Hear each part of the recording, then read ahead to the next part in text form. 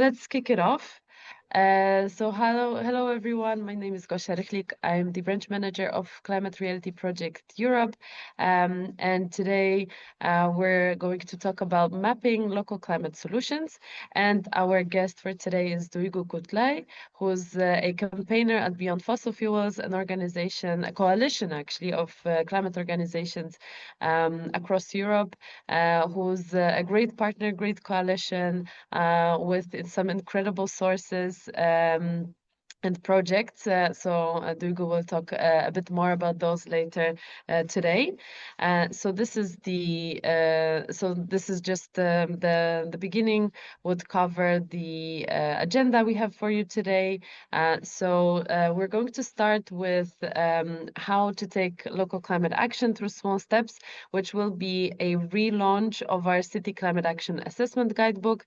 About a month ago, we launched, maybe over a month ago, we launched a City Climate Action Assessment Guidebook, which is a very simple guidebook about how to start observing our environment, the context that we live in, and look for cues, for ideas for climate action.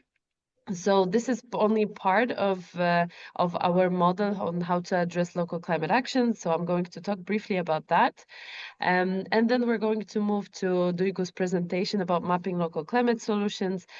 So there will be several interesting projects that might be really inspiring for you if you're interested in taking local climate action.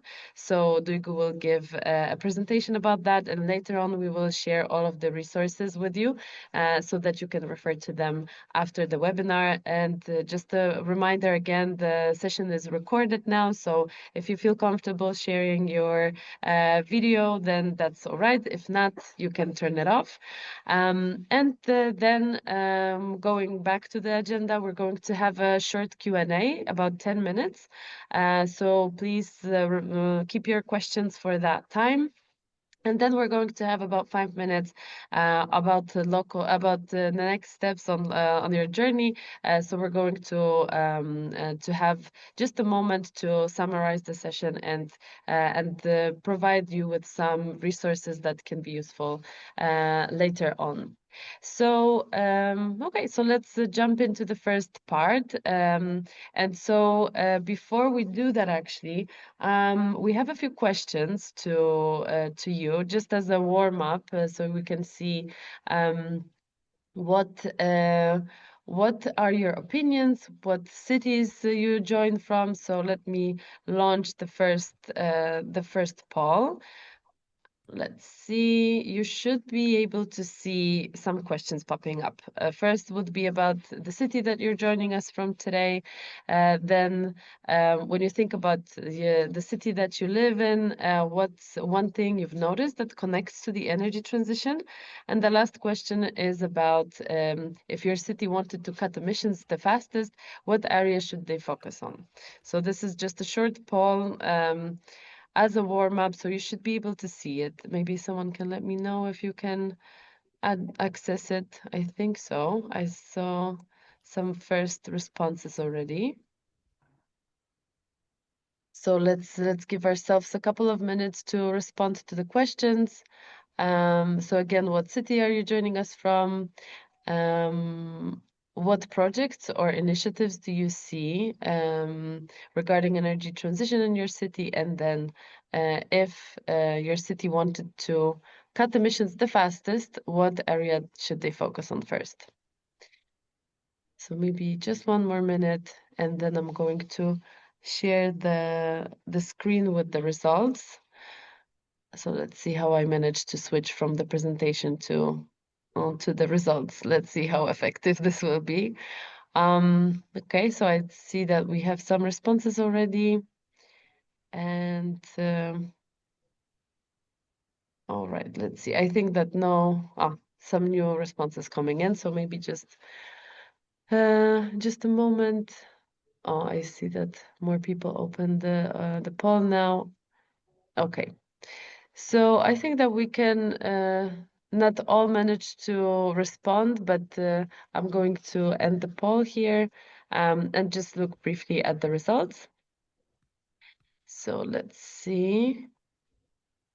You should be able to see my screen still, I hope at least. Can you see the responses to the survey or only the old presentation? Okay. So I see that we have a lot of people joining us from London, from Amsterdam. We have Luxembourg, Germany, Cologne, Dublin, Berlin, Ireland. So again, a bit. I think that this time we have more of Western Europe represented than usual, but it's good to see you joining from different parts of Europe. And then going further, when you think about your city or town, what's one thing you've noticed that connects to the energy transition? We have some responding that it's the public transport, restricting old cars movement, planting more trees, creating parks, solar panels appearing more frequently on buildings, energy cooperatives, EV chargers, wind and windmills or wind turbines, community energy projects, so solar and ground source heat pump, urban requalification, and lots on transport. And actually, what's interesting is the results of the next question, the last one, which is if there was one area for the city to focus on to cut emissions the fastest, which one would it be? And so far, transport and mobility won. And I guess that this is because it's just something that we really use and see on a daily basis. And energy and heating comes second with 18% of votes. Sorry, buildings and housing comes second. And then energy and heating comes as third. So it's really interesting, I think, for Duygu to see it, since a lot of projects we're going to talk about actually refer to the power sector. So it will be interesting to hear more about why action in that particular area is really important. Okay, so I'm going to close the results now, or maybe just quickly shift here and go to the first part, which is about the work that we do as Climate Reality. I'm not sure if you have attended the previous webinar we had last week. So maybe if you could give a show of hands who have seen the City Climate Action Assessment Guidebook before. So I know if there's a lot of people who actually have seen the presentation before, you can give a show of hands, a thumbs up, or wave, so we can see if a lot of you have seen it already. I see a few thumbs up, but still that's the minority of the participants today. So I will give myself the freedom to still go ahead and give a short presentation about the guidebook, and also in general about the work that we do as Climate Reality Europe, so specifically our branch on local climate action. So this is something that we talked about in our previous webinar. So how much of emissions, global emissions, actually come from urban areas. Of course, not all of those emissions cities can truly decide on, since a lot of that is being part of a larger system, but they can definitely influence that decision making. And so it's really important to have in mind that approximately 70% of global emissions actually come from urban areas. And this data is according to the latest IPCC report from a few years ago. And so part of that, of course, is something that cities can influence. Part of that is something that cities can directly decide about. So this could be managing the transport systems, the housing and building standards, so how effective they are in using energy, for example, how are they heated. Then there's the local energy production that is also in the hands of the city, and the way the city is managing green spaces and nature, and building resilience for climate change impacts. That's all in the hands of the city or the local decision makers, and hence that's something that we can influence when focusing on local climate action. And so when we think about how we as Climate Reality address local climate action, we provide learning opportunities, just like this webinar today. So we did have already a couple of those in the past, and we're also developing a more comprehensive learning plan on how to really discover local climate action, in the sense of how to identify areas that we can address as residents, how can we put pressure on local decision makers, and how we can support local decision makers in decarbonization. Then we offer resources. So the guidebook, which I'm going to describe in a moment, is part of that. So we just recently launched it, and in the future there will be more coming up, which are simply resources that you can use for your work. And there will be some other resources that we will share coming from Beyond Fossil Fuels that you might find useful as well. And then the last, but definitely not least, is the more, I would say, behavioral component of it, or engagement component of it, which is the climate hubs, the climate hubs model. So earlier this year, about half a year ago, we launched the climate hubs model, which is a new way for us to organize climate reality leaders and our allies across Europe. So we have established 19 hubs. Actually, I think we're at 20. In the recent days, we just had a Berlin hub application coming in, so we're getting close to 20. And so these hubs consist of climate reality leaders and are led by climate reality leaders, but also include other concerned citizens or activists who want to be part of a local movement, who want to build communities, and then try to take local climate action. But not only. I mean, this is of course up to a hub what they focus on, but definitely local climate action could be an important part of that. And then those 19 or almost 20 hubs now are supported by 4 regional organizers, and I see that Shuka is here with us. So our regional organizer for Northern Europe.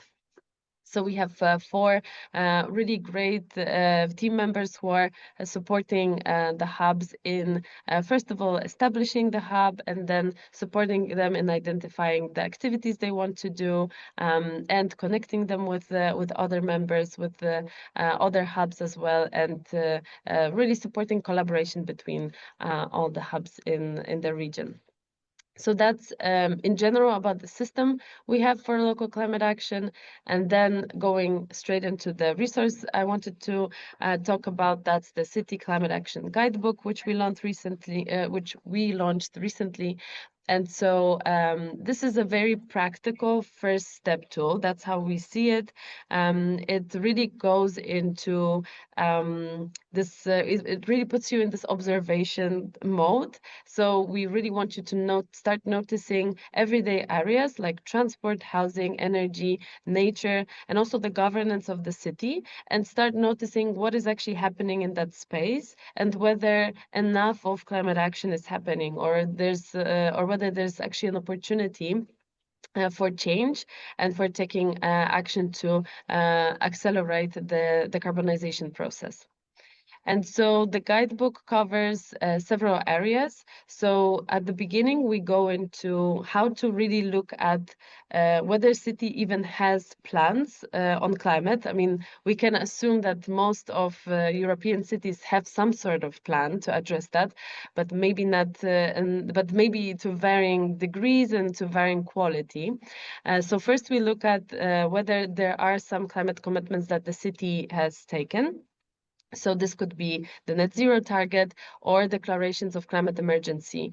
So that's the first step. Then we go into a deeper review of the plan. So is there a specific plan on what areas to address? Maybe what projects the city wants to prioritize or pilot to see if they can cut emissions faster in those areas that they see as the most contributing to climate change.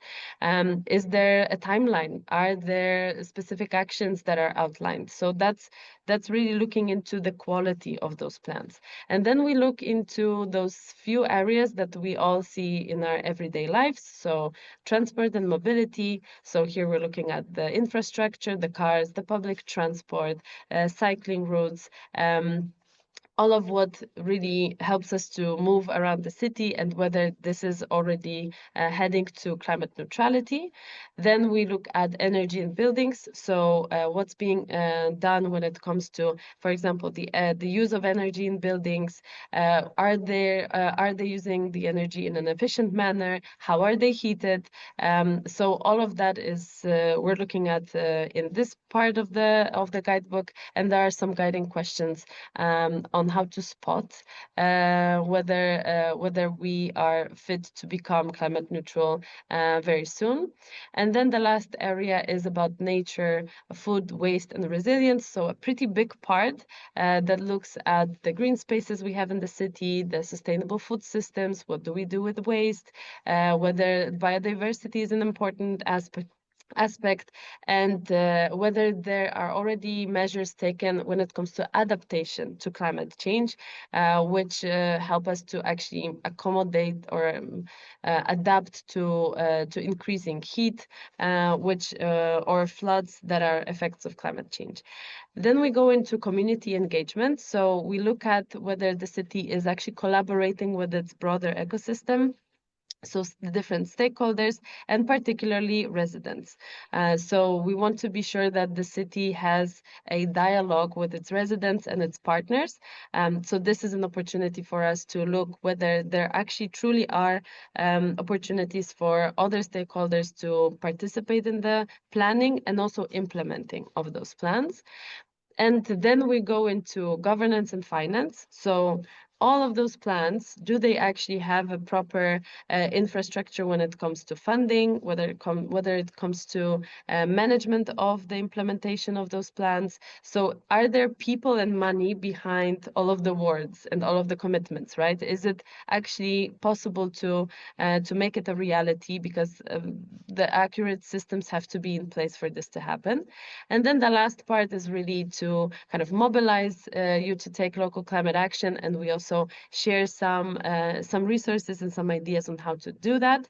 And so that's in total the guidebook, and we of course encourage you to download that. We will share the link to the guidebook in the chat, and this is really the first step that we want to take. So we want to encourage you to be more observant, pay a bit more attention to what you see surrounding you, and then hopefully connect with communities on the ground and see how you can take local climate action. And for that, I will give the floor to Duygu to talk more about, I would say, the more advanced levels of what happens after you actually identify what's important to change, what should change, then what can happen. And so we're going to talk about some of the existing projects, existing solutions that are happening across Europe, and some more in-depth tools and resources to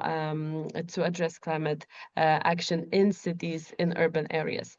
So I'm going to give the floor to Duygu. So I'll stop sharing my screen right now, and you should be able to present now. Let's see.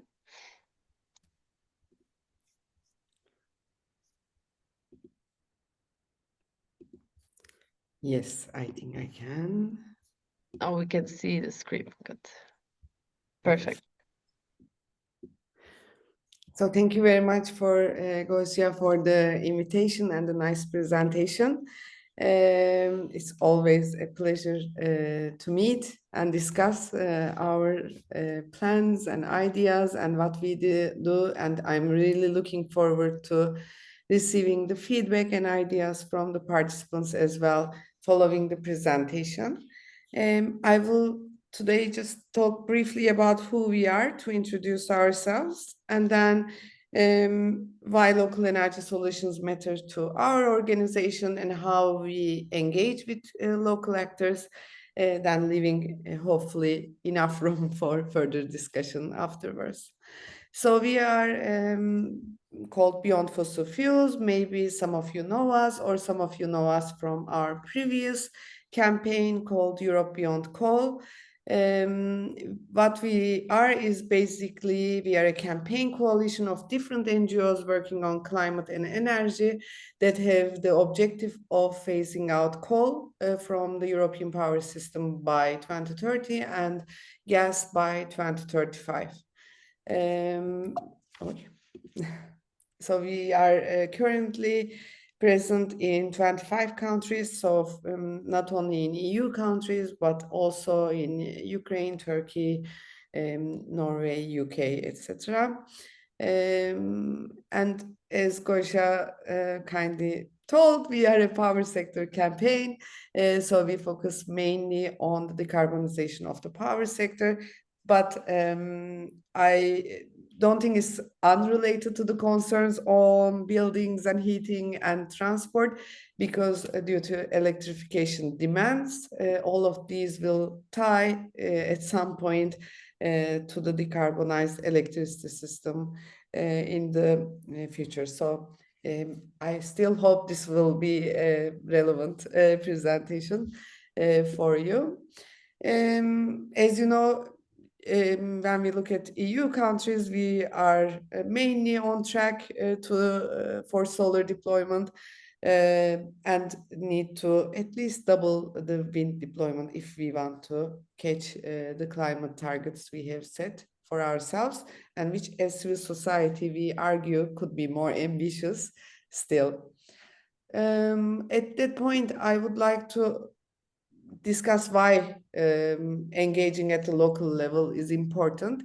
As Gosia said, 70% of all global emissions come from urban centers, which is a reason in itself why to engage locally. But also when we talk about energy transition, we envision a fairer, cleaner energy system. And this is only possible if communities are involved, and municipalities and local authorities are the great segue into how we can make this possible. So we don't want to change the like for like, a centralized fossil fuel system, and replace it with a centralized renewable system, but more where citizens are engaged and they are also getting the benefits of this energy transition, and these benefits are shared fairly. So that is the reason why we on Local Energy Solutions strand at BFF work with local actors. And why we focus mostly on how communities, how local actors, how local authorities can benefit from these actions. These are the benefits that comes to mind when you first look at it, but once you work with municipalities, more often you realize there are so much different realities on the ground. There are so many different priorities. So it's actually up to those of you who are working on the ground to see what kind of problems your local authorities or communities are dealing with. But so far we have outlined actions that saves money and strengthens local budgets, which creates jobs and boosts local economy, which increases energy security and community resilience, especially during emergencies that can be climate emergencies or natural emergencies like earthquakes, etc. How it can protect the climate and environment and empower and engage residents. There is also at the municipal level more institutional benefits like building internal capacity and raising recognition and visibility and access to funds available, etc., access to partnerships. So I will just present you some examples that we have collected on our way to working with municipalities. There's one example from Cascais, Portugal, and it's on energy sharing. Energy sharing will be really important next year, especially for EU member states when member states are asked to implement the EU legislation nationally. So it's really vital that energy sharing happens in a way communities really benefit from these. There are plenty of good examples around, and this is just an example of a rooftop solar on a kindergarten that covers 50% of the daytime electricity consumption, but also the surplus energy on weekends and holidays are shared with nearby households facing energy poverty, which is also an increasing issue globally, but also in Europe. Another example is on how municipalities can help establish energy cooperatives while empowering communities and citizens that are part of the cooperative and not taking the, I mean, the municipalities take the lead and make the procedures easier for citizens while on the same at the same time not taking control of the cooperative and leaving it to the communities, which also is a good way municipalities can engage in. We hear more and more, and I saw also many participants from Germany in German municipality debates also. We hear it more and more on how the budget for allocated for municipalities are decreasing. So this is a good way, especially for wind projects that shares their benefits with local actors and communities and local authorities. And this is an example of a town that actually got rid of their municipal debt, and is also a nice example because normally wind is featured as some technology destroying the landscape, but here on the contrary it's attracting visitors from around the town to see how it is possible, how benefit sharing is made on the ground. As BFF, we are also directly involved in the Polish context for how wind can actually benefit municipalities. This we are doing in a way to also influence the national agenda to make fair wind more accessible and more the norm. And this is a video. I don't know if we have time that I show it, but we will share the link. But this is actually a video where mayors are sharing their experience and how they invest back in the community, for example, by building a kindergarten with the wind, additional revenue from wind, and hence making it possible for the woman in town to go back to work easier, etc. So the more we work with municipalities, the more we work with our partners, we see more and more the need for examples of concrete action on the ground. And we see more of it there in reports, as shared in experiences, etc. So what we tried is we tried to compile them all in a map, which is a useful tool where you can search your depending on your priorities. So you can search according to actors involved, whether it's a municipality project or whether it's an SME municipality cooperation, whether it's an energy cooperative project, or what kind of technologies. It can be buildings efficiency, wind, rooftop solar, on the ground solar that I'm trying to pick from the initial responses, and also what kind of benefits that we talked previously these projects can offer. So this is a platform you can search, and I will, oh, sorry. Yeah, I will try to show this video of the map because it features a sheep. I hope you can hear. Innovative combinations of renewable energy projects are powering cities, communities, and businesses all across Europe. Wind or solar, batteries or grids, local energy solutions are improving our daily lives and fighting climate change at the same time. And the possibilities are endless. With the Local Energy Solutions Map, you can find hundreds of examples of renewable energy initiatives to inspire your next project. Explore the map today.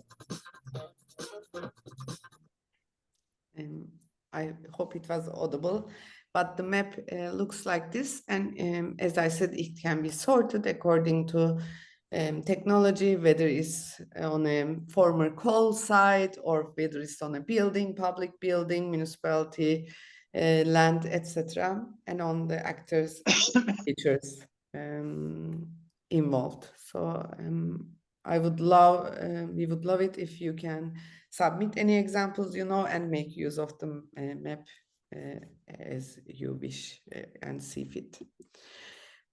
So now following up on where Koji left the presentation at, like if for those of you who would like to get more engaged with the local authorities, who follows this great guidebook on the city climate action assessment and look at, like, observe what is going on around the community and what is missing, what kind of benefits are needed, then this can be a next step, what we have done and we would share with you.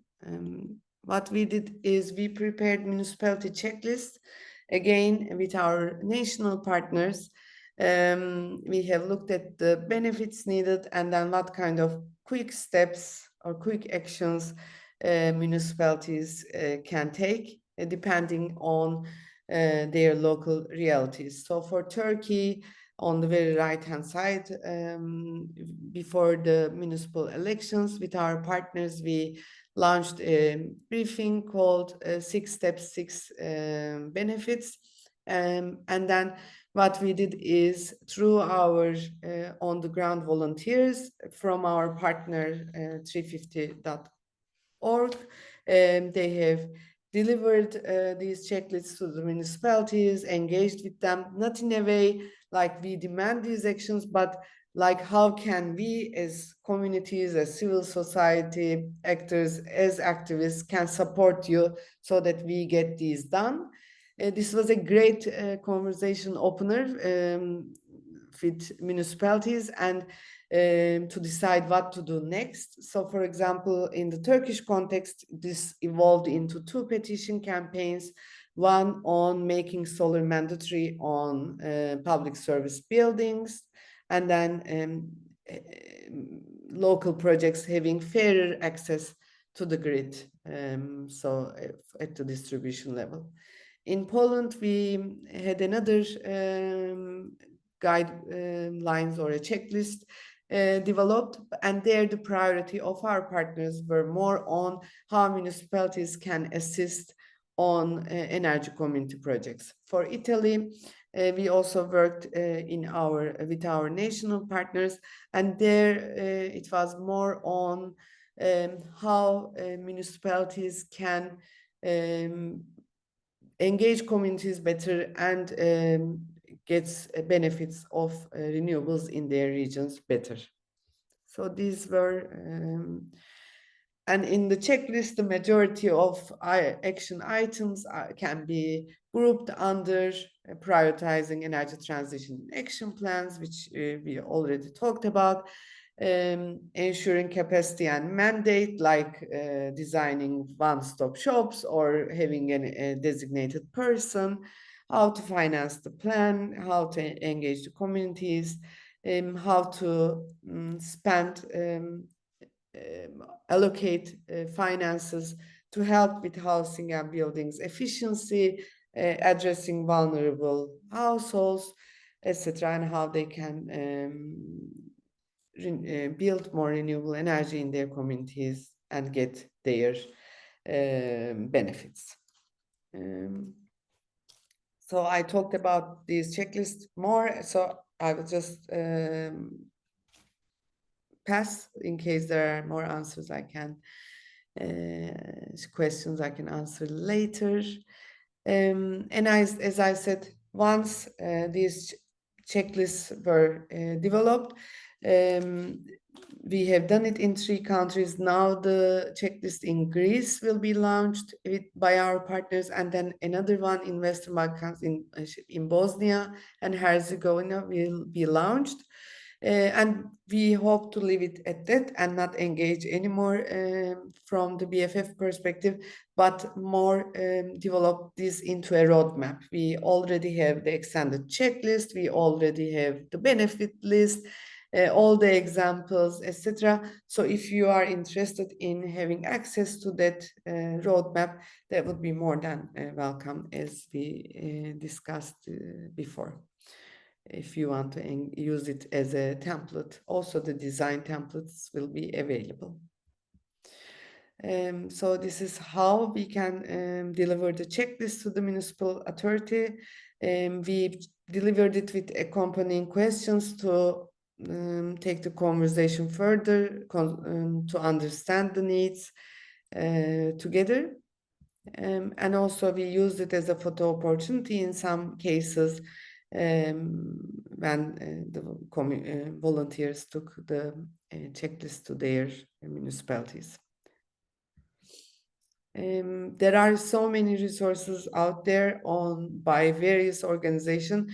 In the same roadmap, we are trying to integrate those in case municipalities ask these kind of questions, because one of the questions that we received a lot from any municipality was, "That's great, you are reaching out, we don't know where to start, how to start. This is not an issue that we thought about before."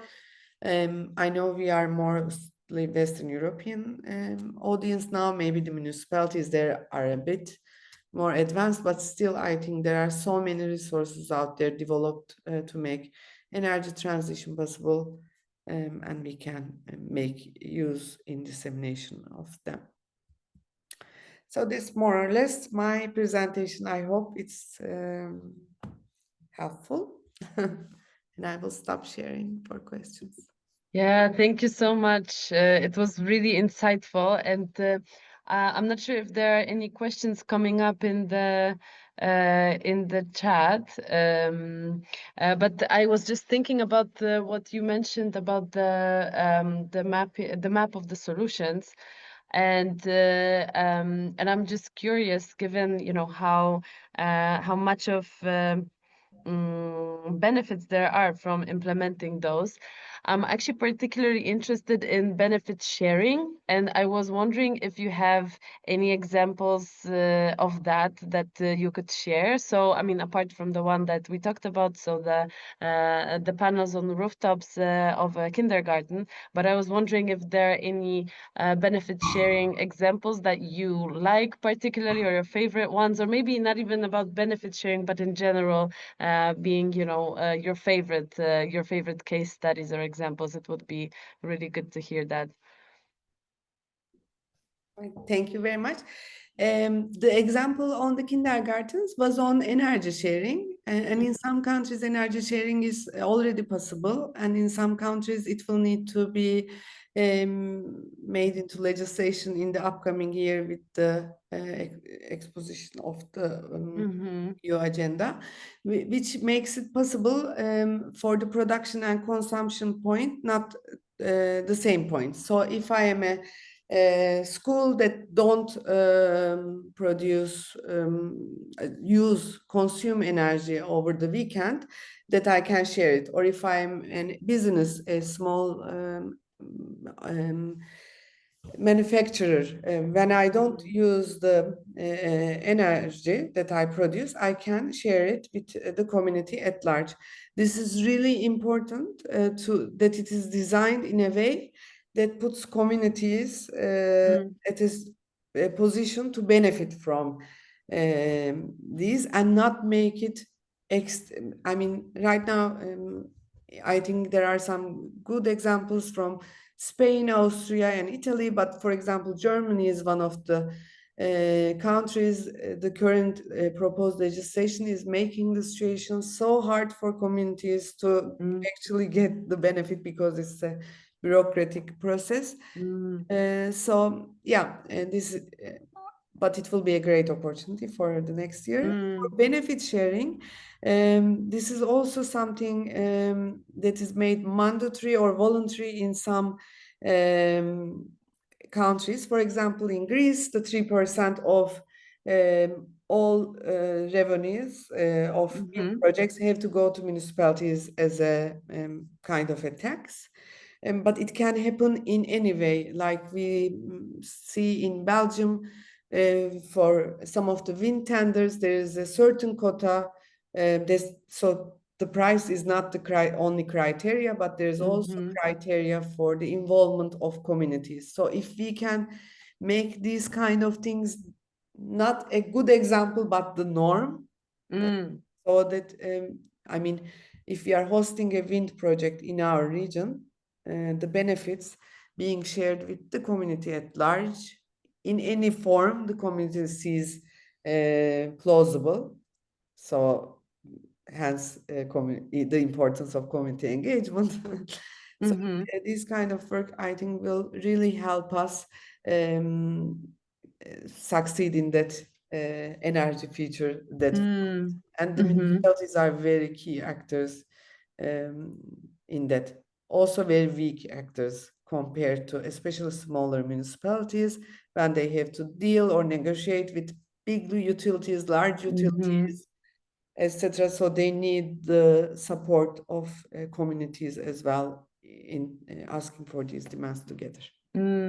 Yeah, that's really interesting. And I was wondering if you already know. I know that you come from the side of a campaigner and also a partner of organizations that work on those projects.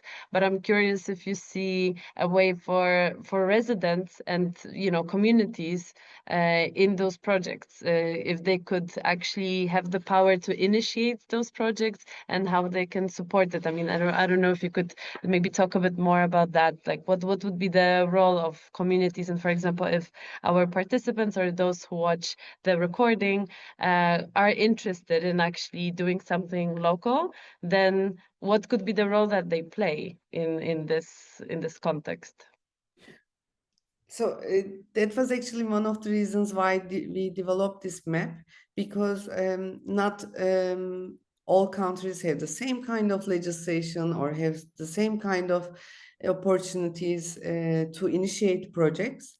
But it's really nice to see examples from your country or from your neighboring countries to see how this is possible. So what I would suggest is to sort out the map using the key features set to benefit sharing, and then have a look at these examples. There are some examples of municipalities taking the initiative and saying, designating places and inviting developers with the conditions of these non-price criteria that we shared before. I don't know if we have community-initiated projects, but we know that in some cases, the large utility projects in the area are either bought back by communities, or communities ask for an ownership model, co-ownership model, where they form an energy cooperative and became shareholder to the group. These are maybe for larger projects, but for smaller projects, there are also lots of good examples where municipalities can designate municipal land for communities to build energy cooperatives on that are not used land.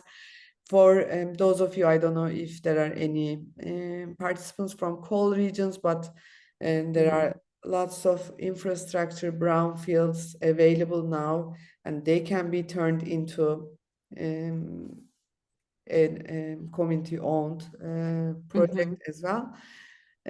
just to demonstrate how a different energy system is possible and how, yeah, I really like it how this is not only, I mean, at least the way I see it, it's that it's not just, I mean, just that's still very important, but it's the energy transition and decarbonization, but it's very much also like a democratic process, right? I mean, where we become owners of energy, we can share it.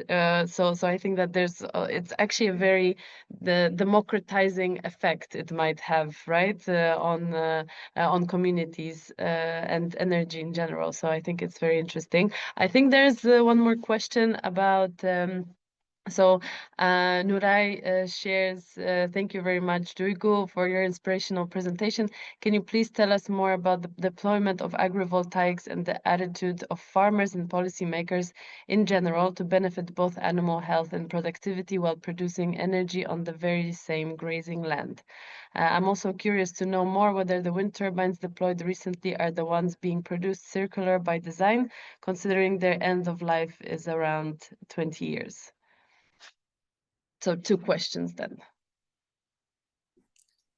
So on agrivoltaics, I think it's great way how renewable energy projects can be done in harmony with nature and other kinds of land use. And this is not a possibility that much with, for example, coal power plants, which require a lot of land use and a destructive land use that doesn't allow for other livelihoods. There is I will share in the chat a very nice study by Amber on looking at particularly at the CE countries, looking at the produce of the agricultural fields, because some of the produce or some of the grains, crops, really benefit from the deployment of agrivoltaics, and they have done a great summary of how much land compared to that crop harvesting and agrivoltaic use will help produce Europe's solar deployment needed to reach its targets, and also on top of that, how much increase in the crop harvest and alternative income pro hectare. So there are various ways, but both for farmland and for grazing land. That's what makes community engagement the most important aspect before starting any renewable project, because community has to be involved on board. and say that. On the life cycle of wind turbines and solar panels, I mean, there's a vast geography. I can't talk on each project and how they use, but there's also a promising thing, and that's also something that we can guardrail or we can watch out for, that they are recycled properly. There are lots of examples of former solar panels used in smaller community projects or balcony solar or like different usages, and similar recycling projects exist for wind turbines. So yeah, that is the limit of my knowledge on that issue. Thank you so much. I'm wondering if there are any questions, any other questions left. I think that as per question, I see that there were some information sharing happening in the chat as well. So about the solar architecture in Italy, I think that there are some contact details if anyone was interested. But when it comes to questions, I don't see more. So I think that maybe what we could do is to quickly go to the next steps that we suggest. I would just need to share my screen, unless there's anything else you would want to share or any last comments. Okay, so let's move to the last bit. which is about next steps. I have a million of windows open, so let me find the presentation. Okay, and when it comes to next steps, of course, we encourage you to download the City Climate Action Assessment that I've talked about earlier. Another option is to join one of our Climate Realities climate hubs. So that's something we definitely encourage. We want this to become a community project. We want to help build communities, local communities, since sometimes working in climate action with abstract targets and plans and having a really hard time to influence decision makers on the top of the decision making ladder. We're thinking that actually change making at the level of cities is much more achievable. It's something that we can have a bigger impact on as residents. So we definitely encourage local climate action. And I think that what's also useful, what we've heard from one of our partners in the 2 webinars ago, is that apparently cities really like to compete. So whenever something is possible in one city, suddenly, referring to that really increases the chances that the city will feel like, okay, we also can do it. I mean, it's there's a little bit of competition in there. So I think it's really great to use some of resources like the map that you've showed just now. So it could be an inspiration that if something is possible in one place, then it might be possible in another, and we can create this ripple effect of change. Then we encourage you to watch the recording of the previous session with Climate Kick, where we talk about how cities plan for climate action. So we're going to share all of the links in the chat now. And then last but not least, let us know what types of resources or tools or general support would be useful for you to take local climate action. We're looking into developing a capacity building program on local climate action. So if it's about for example, not knowing where to start, or how to establish a relationship with local decision makers, or how to engage others in your movement, then please let us know, and then we will be able to, based on your feedback, we will be able to provide more tailored resources that truly respond to your needs. So please let us know. Stay in touch. I think that let me check if yes. I think that Jessica already shared the links in the chat. So on top of the ones that I just shared, you would also see the resources shared by Duygu earlier. So the YouTube channel of Beyond Fossil Fuels, and also the local energy solutions map, which we were referring to a few times. So I believe that it's a really interesting resource to check. I'm actually going to check it right after the webinar. I actually noticed a few. There's one project happening in a city close to my family home, so it's really interesting to see things that are more relatable, right? Just happening around the corner. Yeah, we really encourage all of you to check that. And that would be about all for today. So we have a few more minutes to either ask last questions, or we can also close